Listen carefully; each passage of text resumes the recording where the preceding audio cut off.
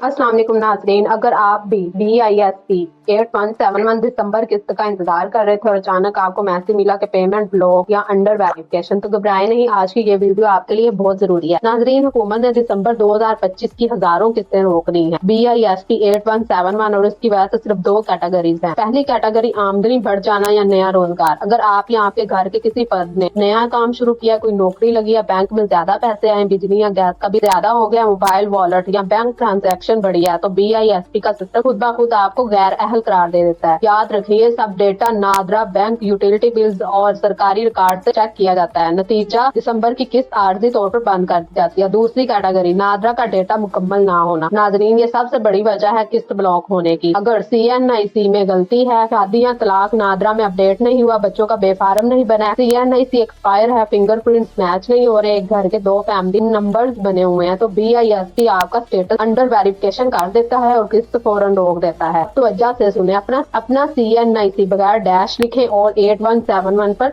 SMS करें। अगर जवाब आए एलिजिबल, किस्त जल्द मिल जाएगी। अगर जवाब आए अंडर वेरिफिकेशन, नादरा अपडेट करवाएं। नोट एलिजिबल, BISP ऑफिस जाएं। किस्त बहाल करवाने का मुकम्मल तरीका ये है। करीब तरीन नादरा ऑफिस जाएं, CNIC अपडेट करवाएं, बच्चों के बेफार्म बनवाएं, शादी या तलाक रिकॉर्ड दुरुस्त करवाएं।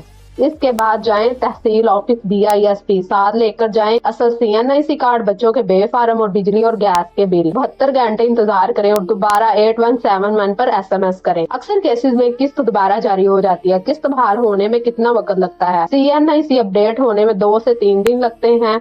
नादरा डेटा मसला हो तो 3 से 7 दिन। 7 से 15 NSER सर्वे होने में 7 से 15 दिन लगते हैं। अहम वार्निंग ये है कि जब तक SMS में पेमेंट रेडी या एलिजिबल ना आए, पैसे लेने मत जाएं। नाजरीन, अगर आपकी BISP 8171 दिसंबर किस्त ब्लॉक हो गई है तो घबराने की जरूरत नहीं। ज्यादातर मसाइल सिर्फ नादरा अपडेट से हल हो जाते हैं। वीडियो को लाइक करें, अपनों के साथ शेयर करें और चैनल को सब्सक्राइब करना मत भूलें ताकि कोई भी सरकारी अपडेट आपसे मिस ना हो। अल्लाह हाफिज।